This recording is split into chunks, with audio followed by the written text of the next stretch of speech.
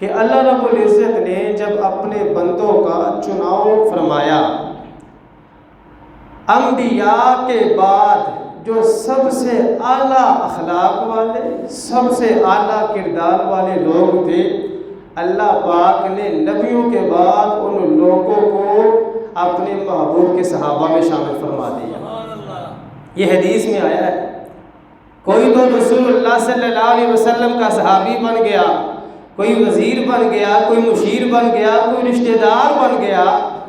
اللہ پاک نے حدیث کے مطابق جب لوگوں کا چناؤ کیا، نبی اور رسول چن لیے، ان کے بعد جو اچھے اخلاق والے، اعلیٰ اخلاق والے، اعلیٰ کردار والے لوگ تھے، اللہ نے ان لوگوں کو اپنے محبوب کے صحابہ میں شامل فرما دیا۔ پھر رسول اللہ صلی اللہ علیہ وسلم کی خصوصی نگاہ نے، خصوصی تربیت نے، پھر سرکار نے اپنے صحابہ کی ایسی تربیت کی میرے بھائیوں کہ قیامت تک جب کبھی خیر کے کاموں میں مثالیں دی جائیں گی تو سب سے پہلے صحابہ کا نام لے کے ان کی مثالیں دی جائیں گی۔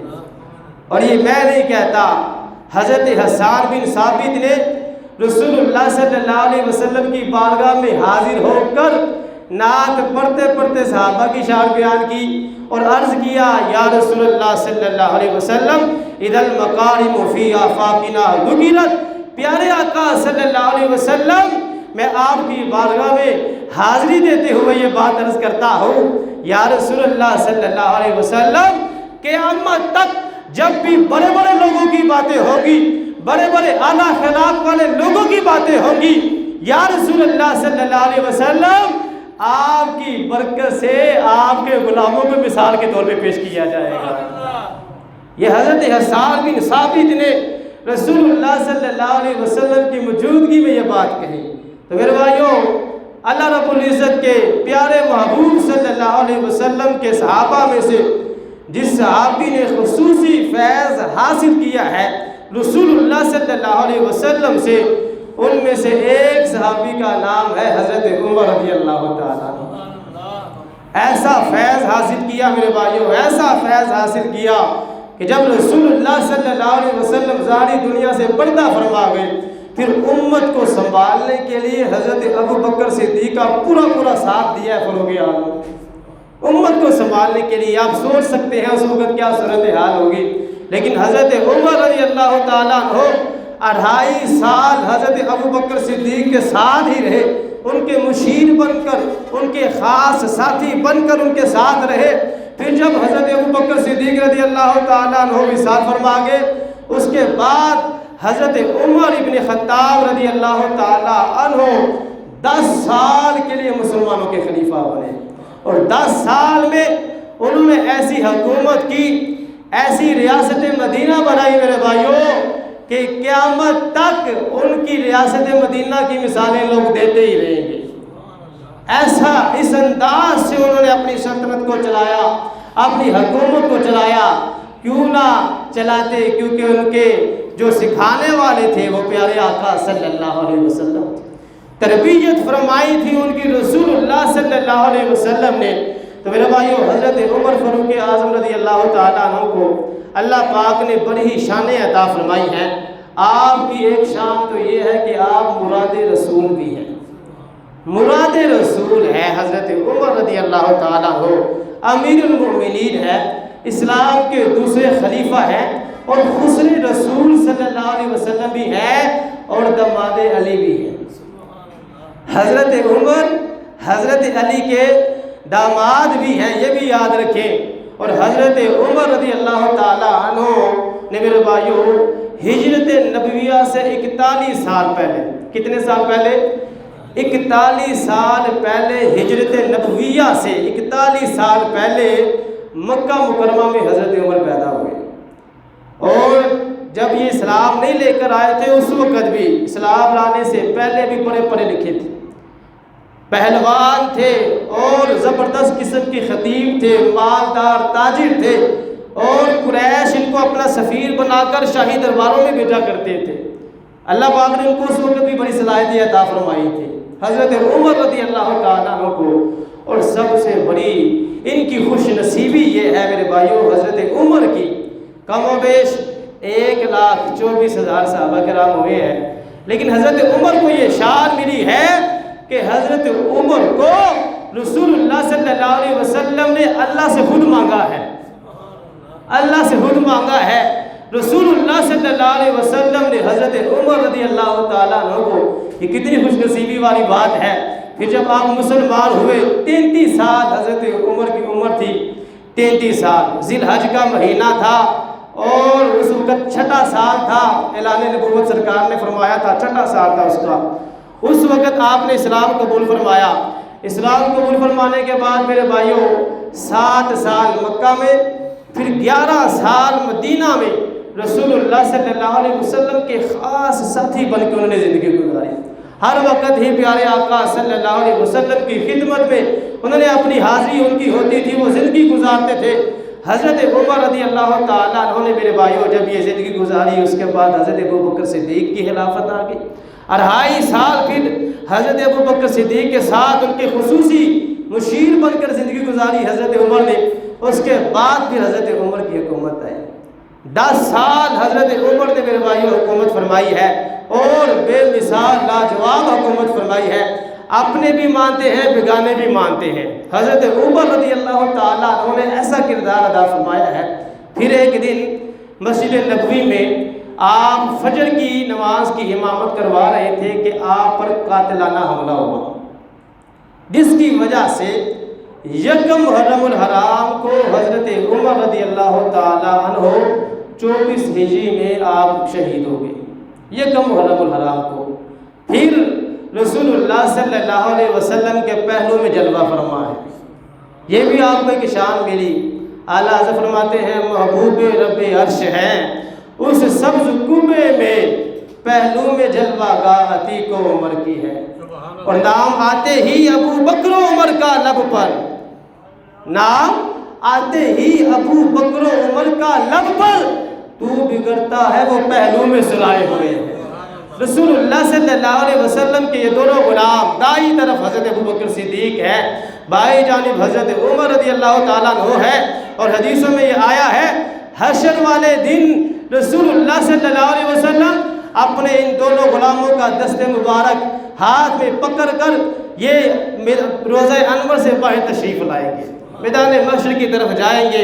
اللہ پاک ان کو یہ شان عطا فرمائے گا۔ میرے بھائیوں بتانا میں یہ چاہتا ہوں، یہ تھوڑا سا خاکہ ساوانی خاکہ میں نے آپ کے سامنے پیش کیا ہے حضرت عمر کا۔ حضرت عمر رضی اللہ تعالیٰ عنہ نے جو حکومت کی ہے میرے بھائیوں وہ بڑی لاجواب کی ہے۔ انہوں نے جو اصول بنائے تھے، جو قوانین بنائے تھے عوام کے لیے، وہ سنہری پانی کے ساتھ لکھنے کے قابل، ایسے زبردست قوانین تھے۔ یقین کریں اگر آج کے حکمران بھی حضرت عمر رضی اللہ تعالیٰ عنہ کے بنائے ہوئے قوانین کو استعمال کریں تو پھر اسلام واپس آ سکتا ہے۔ آج دیکھ لیں صورتحال مسلمانوں کی کیا ہے، لیکن حضرت عمر رضی اللہ تعالیٰ عنہ کی جب سلطنت تھی میرے بھائیوں، اس وقت مسلمانوں کو اللہ نے بڑی شان عطا فرمائی تھی۔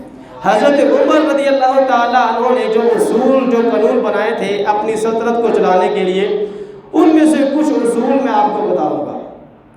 حضرت عمر رضی اللہ تعالیٰ عنہ کا ایک اصول اور ایک قانون تو یہ تھا کہ لوگوں کو عدل و انصاف فراہم کرنا ہے۔ کیا کرنا ہے؟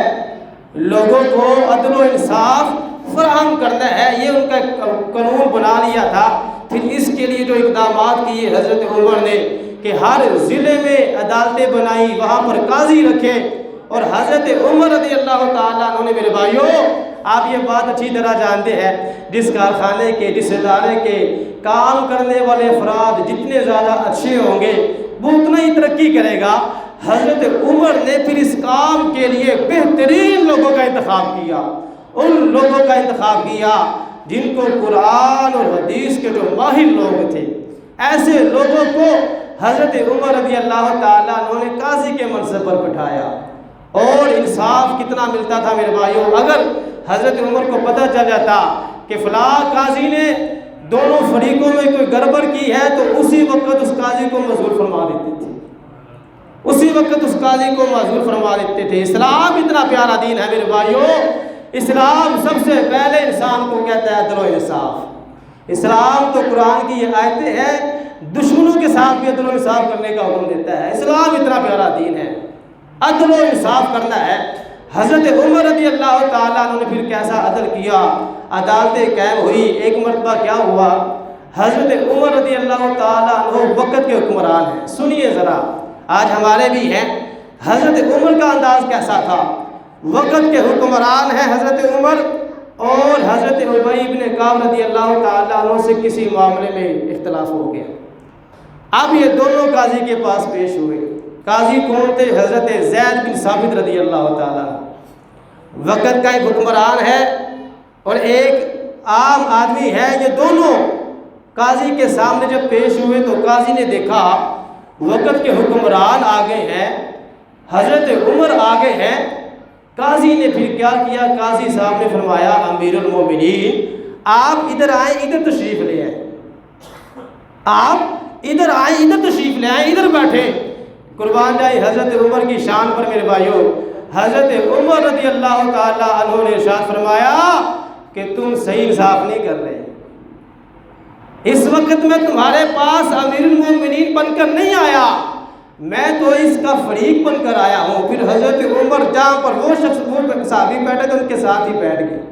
پھر کیا ہوا، پھر انہوں نے دعویٰ کیا حضرت ابی بن کعب رضی اللہ تعالیٰ عنہ نے حضرت عمر کے خلاف۔ اب اسلامی قانون یہ ہوتا ہے جو بندہ دعویٰ کرتا ہے وہ گواہ لاتا ہے، اگر اس کے پاس گواہ نہ ہو تو پھر جس پر وہ دعویٰ کرتا ہے وہ قسم اٹھاتا ہے۔ اب ان کے پاس گواہ نہیں تھے، اب حضرت عمر نے قسم اٹھانی تھی، تو پھر قاضی صاحب حضرت زید بن ثابت امیر المومنین کا ادب کرتے ہوئے کہنے لگے اس کو، حضرت ابی بن کعب کو، کہ آپ اس طرح کریں کہ امیر المومنین سے قسم نہ لے، حلف نہ لے۔ حضرت عمر فاروق اعظم رضی اللہ تعالیٰ عنہ کی شان دیکھیں میرے بھائیوں، وقت کے حکمران ہے اور اسی وقت حلف لے کر پھر آپ نے اگلی بات یہ ارشاد فرمایا زید بن ثابت تم اس وقت تک اچھے قاضی اچھے جج نہیں بن سکتے جب تک تمہاری نظر میں امیر المؤمنین اور عام آدمی برابر نہ ہو۔ یہ حضرت عمر کا جملہ ہے میرے بھائیوں، فرمایا تم اس وقت تک اچھے جج اچھے قاضی نہیں بن سکتے جب تک تمہاری نظر میں امیر المؤمنین اور عام آدمی برابر نہ ہو۔ اب تمہارے پاس وہ بندے آگے کہ برابر سلوک کرنا ہے، عدل و انصاف فراہم کرنا ہے۔ ایک موقع پر تو ایسا ہوا، بڑی ہی پیاری بات ہے، حضرت عباس رسول اللہ صلی اللہ علیہ وسلم کے چچا جان ہیں، ان کا جو گھر تھا یہ مسجد نبوی کے ساتھ متصل، ٹھیک ہے جی۔ حضرت عمر حکمران ہیں، حضرت عمر نے حضرت عباس کو بلایا اور اسے فرمایا کہ اپنا جو گھر ہے یہ ہمیں بیچ دو تاکہ ہم اس کو مسجد نبوی میں شامل کر لیں، یا پھر اس طرح کرو تحفہ دے دو، ہم اس کو مسجد میں شامل کر دیتے ہیں، یا ہمیں بیچ دو یا ہمیں تحفہ دے دو۔ اب کیا ہوا، یہ معاملہ بھی میرے بھائیوں قاضی کے پاس پہنچ گیا۔ جب قاضی کے پاس پہنچا، قاضی نے یہ معاملہ وقت کے حکمران حضرت عمر فاروق اعظم رضی اللہ تعالیٰ عنہ کے خلاف فیصلہ دیا اس بارے میں۔ کیوں؟ قاضی نے حکم دیا کہ جو مالک ہے زمین کا جب وہ راضی نہیں ہے تو کوئی بھی اس بندے کی زمین مسجد میں شامل نہیں کر سکتا، ان کا گھر ہے جب وہ راضی نہیں ہے۔ وقت کے امیر المومنین کے خلاف فیصلہ آ گیا میرے بھائیوں۔ یہ تھا حضرت عمر بن خطاب رضی اللہ تعالیٰ عنہ کے زمانے میں عدل و انصاف۔ عدل و انصاف کتنا زبردست تھا میرے بھائیوں۔ اچھا جب فیصلہ ہو گیا، حضرت عباس رضی اللہ تعالیٰ عنہ، کیونکہ وہ بھی سرکار کے چچا جان ہیں، عظیم الشان صحابی رسول ہیں، وہ کہنے لگے میں اعلان کرتا ہوں میں نے یہ جو مقدمہ بازی کی ہے نا صرف اس لیے کی ہے کہ تاکہ دنیا والے دیکھ لے اسلام ایسا عدل عطا فرماتا ہے وہاں امیر المومنین کو نہیں دیکھا جاتا۔ وہ کہتے ہیں میں نے صرف اس وجہ سے لوگوں کو دکھانے کے لیے یہ کام کیا ہے، میں امیر المومنین کی موجودگی میں یہ اعلان کرتا ہوں میرا جو گھر ہے وہ اللہ کی رضا کے لیے مسجد نبوی میں شامل فرما دے۔ یہ شان ہے خدمتگاروں کی، سرکار کا علم کیا ہوگا ہر کوئی فدا ہے بن دیکھے دیدار کا عالم. یہ ہے مسلمانوں کے حکمران میرے بھائیوں. حضرت عمر رضی اللہ تعالیٰ عنہ کیسے مسلمانوں کے حکمران تھے سنیں ذرا. آج کے حکمران ایسے ہیں, یہ آپ خود محاسبہ کرتے جائیں, وقت اتنا نہیں ہے مجھے میرے پاس بتانے کے لیے. حضرت عمر کیسے حکمران تھے. انہوں نے اپنے گورنروں کو پیغام بھیجا. کیا پیغام بھیجا؟ فرمایا او میرے گورنر, میری نظر میں تمہارا جو سب سے اہم کام ہے وہ ہے نماز کو وقت پر پابندی کے ساتھ ادا فرمانا. اللہ اکبر. یہ ہے امیر المومنین, یہ ہے مسلمانوں کے حکمران. آگے بڑی ہی پیاری بات ارشاد فرمائی, میرے لیے بھی آپ کے لیے بھی سبق ہے. امیر المومنین حکم دے رہے ہیں اپنے گورنروں کو کہ میری نظر میں تمہارے لیے جو سب سے اہم کام ہے, پہلا کام ہے وہ کیا ہے؟ وقت پر پابندی سے نماز پڑھنا. وقت پر, سارے بولے ذرا, وقت پر پابندی سے نماز پڑھنا. ملک کا حکمران اپنے وزیروں مشیروں کو آرڈر جاری فرما رہا ہے. تو میرے بھائیوں آگے حضرت عمر نے جو بات ارشاد فرمائی نہ, فرمایا کہ اگر تم وقت پر پابندی کے ساتھ اپنی نماز ادا کر لو گے تو تم اپنا دین بچا لو گے, اپنا دین بچا لو گے. فرمایا اگر تم نے نماز ادا نہ کی پھر جو باقی احکام ہوں گے تم ان کو بھی ضائع کر دو گے. کہ جو بندہ نماز کی اہمیت نہیں ہے جس بندے کے پاس, وہ پھر جو باقی کام ہوگا وہ بھی ایمانداری سے نہیں کرے گا. جس نے رب سے ایمانداری سے کام نہیں کیا وہ اپنے مالک سے کیا کرے گا. جس نے اللہ سے وفا نہیں کی, جس نے اللہ کے رسول سے وفا نہیں کی, وہ اپنے فیکٹری کے مالک سے کیا وفا کرے گا. میرے بھائیو حضرت عمر کے اس جملے میں بڑا سبق ہے. فرمایا اگر تم نے نماز کو ضائع کر دیا پھر تم باقی بھی کام ضائع کرنا شروع ہو جاؤ گے. نماز کو ضائع نہیں کرنا, نماز کو وقت پر پابندی کے ساتھ پڑھنا ہے. یہ ہے حضرت عمر رضی اللہ تعالیٰ عنہ. فجر کی نماز پڑھاتے ہیں اور فجر کی نماز کے بعد دیکھتے ہیں ایک صحابی نہیں آئے فجر کی نماز پڑھنے کے لیے. نماز پڑھانے کے بعد حضرت عمر ان کے گھر چلے جاتے ہیں. ذرا بلند آواز سے کہہ سبحان اللہ. کاش کہ ایسے حکمران آ جائیں. یہ ہے اسلام کے ہیرو, یہ ہے اسلام کے حکمران, مسلمانوں کے حکمران. فجر کی نماز پڑھا رہے ہیں, دیکھتے ہیں کہ نمازی نہیں آیا. نمازی کے گھر چلے جاتے ہیں, ان کی والدہ کو کہتے ہیں آج آپ کا بیٹا نماز پڑھنے کے لیے فجر کی مسجد میں نہیں آیا. ماں کہتی ہے امیر المومنین بات یہ ہے میرا بیٹا ساری رات عبادت کرتا رہا ہے, نفل پڑھتا رہا ہے. جب نماز کا وقت ہوا وہ تھک گیا, اس کی آنکھ لگ گئی, اس وجہ سے وہ مسجد میں نہیں آ سکا. امیر المومنین حضرت عمر کا جواب سنے میرے بھائیو. آپ نے اس کی ماں کو فرمایا کہ میری نظر میں سب سے پسندیدہ کام یہ ہے کہ بندہ ساری رات نفل پڑھتا رہے, عبادت کرتا رہے. یہ میری نظر میں پسندیدہ کام نہیں ہے. آپ نے فرمایا بندہ صبح فجر کی نماز جماعت کے ساتھ پڑھے, یہ میری نظر میں پسندیدہ کام ہے. ساری رات نفلوں میں گزار دی, فرض پڑھا ہی نہیں صبح اٹھ کر, پھر کیا فائدہ ایسے نفلوں کا. یہ ہے میرے بھائیوں وقت کے حکمران حضرت عمر رضی اللہ تعالیٰ عنہ. کیسے اپنی سلطنت کو لے کے وہ چل رہے تھے. حضرت عمر پھر حضرت عمر ہے. رسول اللہ صلی اللہ علیہ وسلم رمضان کے مہینے میں نماز تراویح پڑھا کرتے تھے جماعت کے ساتھ. پیارے آقا صلی اللہ علیہ وسلم نے اہتمام نہیں فرمایا تاکہ فرض نہ ہو جائے.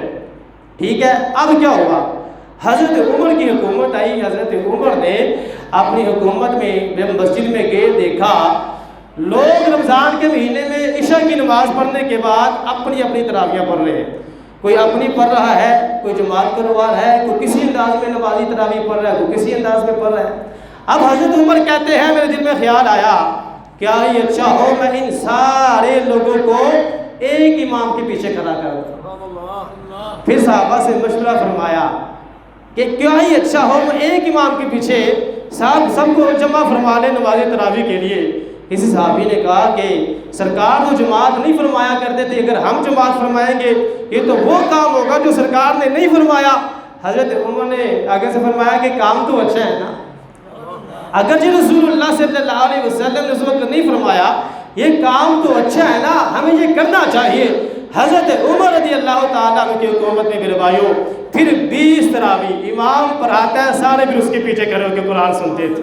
اور قرآن سنانے والے کون تھے؟ حضرت ابی ابن کعب رضی اللہ تعالیٰ عنہ۔ اور یہ اتنے بڑے قاری قرآن تھے، سرکار نے ان کو دیکھ کر، ان کا قرآن سن کر اللہ کی بارگاہ میں شکر ادا کیا، یا اللہ تیرا شکر ہے تو نے میری امت میں ابی ابن کعب جیسے قاری قرآن کو پیدا فرمایا ہے۔ ایسا قرآن پڑھتے تھے، رسول اللہ صلی اللہ علیہ وسلم نے شکر ادا فرمایا۔ پھر حضرت ابی ابن کعب امامت فرماتے تھے نماز تراویح میں، سارے نماز پڑھتے تھے۔ ایک دن حضرت عمر نے جب اس انداز کو دیکھا بڑے خوش ہوئے، فرمایا کتنا ہی اچھا طریقہ ہے کہ ایک امام ہے، سارے امام کے پیچھے نماز تراویح پڑھ رہے ہیں۔ میرے بھائیو، ہر سال رمضان کے مہینے میں حافظ قرآن جو تراویح پڑھاتا ہے اور اس کے پیچھے سارے کھڑے ہو کے تراویح پڑھتے ہیں، یہ جو اہتمام کیا ہے اس کا اعزاز بھی حاصل ہے فاروق اعظم رضی اللہ تعالیٰ عنہ، حضرت عمر رضی اللہ تعالیٰ عنہ۔